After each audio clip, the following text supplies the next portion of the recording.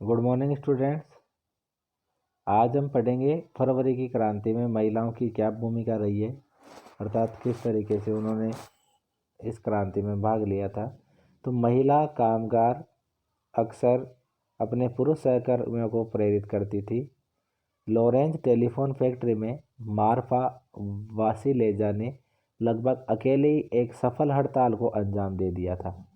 उसी दिन सुबह को महिला दिवस समारोह के मौके पर महिला कामगारों ने पुरुष कामगारों को लाल पट्टियां बांधी। इसके बाद मिलिंग मशीन ऑपरेटर का काम करने वाली मार्फा वासिलेवा ने काम रोक दिया और आनन फानन हड़ताल का आह्वान कर डाला। काम पर मौजूद मजदूर उसके समर्थन में को पहले ही तैयार थे। फोरमैन ने इस बारे में प्रबंधकों को सूचित कर दिया और उसके लिए पाव रोटी भिजवाई। उसने पाव रोटी तो ले ली, लेकिन काम पर लौटने से इनकार कर दिया। जब प्रशासक ने उससे पूछा कि वह काम क्यों नहीं करना चाहती, तो उसने पलटकर जवाब दिया कि जब बाकी सारे भूखे हों तो मैं अकेले पेट भरने की नहीं सोच सकती। मार्फा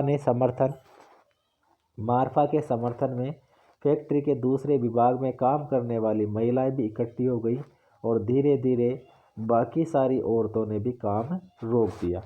जल्दी ही पुरुषों ने भी औजार जमीन पर डाल दिए और पूरा हुजूम सड़क पर निकल आया। तो इसका मतलब ये है कि जो महिलाएं हैं, उन महिलाओं की भी इस क्रांति में भूमिका रही है।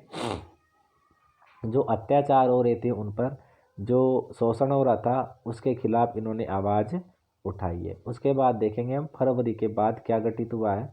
अंतरिम सरकार में सैनिक अधिकारी भूस्वामी उद्योगपति प्रभावशाली थे। उनमें उदारवादी और समाजवादी जल्दी से जल्दी निर्वाचित सरकार का गठन चाहते थे। जब जनसभा करने और संगठन बनाने पर लगी पाबंदी हटा ली गई, अर्थात लोग अब इकट्ठा होकर अपनी सभाएं कर सकते थे, ये पाबंदी उन पर से हटा दी गई। हालांकि निर्वाचन का तरीका सब जगह एक जैसा नहीं था, लेकिन पेट्रोग्राद सोवियत की तर्ज पर सब जगह सोवियतें बना ली गई, अर्थात सभी जगह जो सभाएं थी वो सभाएं बना ली गई। उन सभाओं के माध्यम से जो सरकार है उसका गठन कर लिया गया। अप्रैल 1917 में बोल्शेविकों के निर्वासित नेता व्लादिमीर लेनिन रूस लौट आए। लेनिन के नेतृत्व में बोल्शेविक 1914 से ही युद्ध का विरोध कर रहे थे। उनका कहना था कि अब सोवियतों को सत्ता अपने हाथ में ले लेनी चाहिए, अर्थात जो समाज है उस समाज को सत्ता अपने हाथ में ले लेनी चाहिए। लेनिन ने बयान दिया कि युद्ध समाप्त किया जाए, सारी जमीन किसानों के हवाले कर दी जाए और बैंकों का राष्ट्रीयकरण किया जाए। इन 3 मांगों को लेनिन की अप्रैल थीसिस के नाम से जाना जाता है, अर्थात इन्होंने ये जो मांगे की है 3 मांगे, उनको अप्रैल थीसिस के नाम से जानते हैं। उन्होंने ये भी सुझाव दिया कि अब अपने रेडिकल उद्देश्यों को स्पष्ट करने के लिए बोल्शेविक पार्टी का नाम कम्युनिस्ट पार्टी रख दिया जाए। बोल्शेविक पार्टी के ज़्यादातर लोगों को अप्रैल थीसिस के बारे में सुनकर काफ़ी हैरानी हुई। उन्हें लगता था कि अभी समाजवादी क्रांति के लिए सही वक्त नहीं आया है, इसलिए फ़िलहाल अंतरिम सरकार को ही समर्थन दिया जाना चाहिए। लेकिन अगले कुछ महीनों की घटनाओं ने उनकी सोच बदल दी। लेनिन ये चाहते थे कि जो संसाधन है वो जनता के हाथ में होनी चाहिए, समाज के हाथ में होनी चाहिए, और जो सरकार है उसका गठन भी जनता के द्वारा ही किया जाना चाहिए। गर्मियों में मजदूर आंदोलन और फैल गया। औद्योगिक इलाकों में फैक्ट्री कमेटियां बनाई गई। इन कमेटियों के माध्यम से मजदूर फैक्ट्री चलाने के मालिकों के तौर तरीकों पर सवाल खड़ा करने लगे। ट्रेड यूनियनों की तादाद बढ़ने लगी। सेना में सिपाहियों की समितियां बनने लगी। जून में लगभग 500 सोवियतों ने अखिल रूसी सोवियत कांग्रेस में अपने प्रतिनिधि भेजे, अर्थात इन्होंने 500 जो व्यक्ति थे अपने प्रतिनिधि वो सरकार में भेजे। जैसे जैसे अंतरिम सरकार की ताकत कमज़ोर होने लगी, बोल्शेविकों का प्रभाव बढ़ने लगा। सरकार असंतोष को दबाने के लिए सख्त कदम उठाने लगी। सरकार ने फैक्ट्रियां चलाने की मजदूरों द्वारा की जा रही कोशिशों को रोकना और मजदूरों के नेताओं को गिरफ्तार करना शुरू कर दिया, अर्थात जो मजदूरों का नेतृत्व कर रहे थे उनको उन्होंने गिरफ्तार करना शुरू कर दिया। 1917 में बोल्शेविकों द्वारा आयोजित किए गए एक विशाल प्रदर्शनों का भारी दमन किया गया। बहुत सारे बोल्शेविक नेताओं को छिपना या भागना पड़ा, अर्थात उन्होंने एक तरीके से प्रोजेक्ट चला दिया कि जो भी कोई नेता जो जनसमर्थन जुटाने की कोशिश करता है उसे गिरफ्तार कर लिया जाए। तो सब लोग इधर उधर भागने लगे।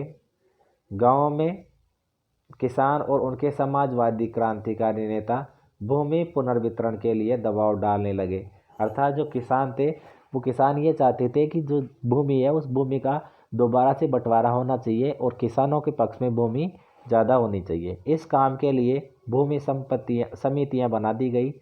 सामाजिक क्रांतिकारियों से प्रेरणा और प्रोत्साहन लेते हुए जुलाई से सितंबर के बीच किसानों ने बहुत सारी ज़मीन पर कब्जा कर लिया। ये देखिए आंदोलन हो रहा है और किसानों ने अपनी जो ज़मीन है वो कुछ हद तक प्राप्त कर ली। अक्टूबर 1917 की क्रांति। जैसे जैसे अंतरिम सरकार और बोल्शेविकों के बीच टकराव बढ़ता गया, लेनिन को अंतरिम सरकार द्वारा तानाशाही थोप देने की आशंका दिखाई देने लगी। सितंबर में उन्होंने सरकार के खिलाफ विद्रोह के बारे में चर्चा शुरू कर दी। सेना और फैक्ट्री सोवियतों में मौजूद बोल्शेविकों को इकट्ठा किया गया, अर्थात सेना और जो फैक्ट्री में जो मजदूर थे उन सब लोगों को इकट्ठा किया गया। 16 अक्टूबर 1917 को लेनिन ने पेट्रोग्राद सोवियत और बोल्शेविक पार्टी को सत्ता पर कब्जा करने के लिए राजी कर लिया। सत्ता पर कब्जे के लिए लियोन ट्रोत्स्की के नेतृत्व में सोवियतों की ओर से एक सैनिक क्रांतिकारी समिति का गठन किया गया। इस बात का खुलासा नहीं किया गया कि योजना को किस दिन लागू किया जाएगा। 24 अक्टूबर को विद्रोह शुरू हो गया। संकट की आशंका को देखते हुए प्रधानमंत्री केरेंस्की सैनिक टुकड़ियों को इकट्ठा करने शहर से बाहर चले गए। तड़के ही सरकार के वफादार सैनिकों ने 2 बोल्शेविक अखबारों के दफ्तरों पर घेरा डाला। टेलीफोन और टेलीग्राफ दफ्तरों पर नियंत्रण प्राप्त करने और विंटर पैलेस की रक्षा करने के लिए सरकार समर्थक सैनिकों को रवाना कर दिया। पलक झपकते ही क्रांतिकारी समिति ने भी अपने समर्थकों को आदेश दे दिया कि सरकारी कार्यालयों पर कब्जा कर ले, अर्थात जो भी सरकारी कार्यालय उनको अपने अधिकार में ले ले, मंत्रियों को गिरफ्तार कर ले। उसी दिन आरोरा नामक युद्धपोत ने विंटर पैलेस पर बमबारी शुरू कर दी। अन्य युद्धपोतों ने नेवा के रास्ते से आगे बढ़ते हुए विविध सैनिक ठिकानों को अपने नियंत्रण में ले लिया। शाम डलते डलते पूरा शहर क्रांतिकारी समितियों के नियंत्रण में आ चुका था और मंत्रियों ने आत्मसमर्पण कर दिया था, अर्थात जो भी अंतरिम सरकार के मंत्री थे उन्होंने समर्पण कर दिया और जो जितने भी कार्यालय थे उन कार्यालयों पर सबका एक तरीके से पूरे समाज का या जो जनता थी उसका अधिकार हो गया। पेट्रोग्राद में अखिल रूसी सोवियत कांग्रेस की बैठक हुई जिसमें बहुमत ने बोल्शेविकों की कार्रवाई का समर्थन किया। अन्य शहरों में भी बगावतें होने लगी। दोनों तरफ से जमकर गोलीबारी हुई, खास तौर से मास्को में, लेकिन दिसंबर तक मास्को पेट्रोग्राद इलाके पर बोल्शेविकों का नियंत्रण स्थापित हो चुका था। यानी कि अब देखिए कुछ महत्वपूर्ण तारीखें हैं। 1850 से 1880 के मध्य रूस में समाजवाद पर बहस हो रही थी, अर्थात समाजवाद स्थापित होना चाहिए, इसके लिए बहस चल रही थी।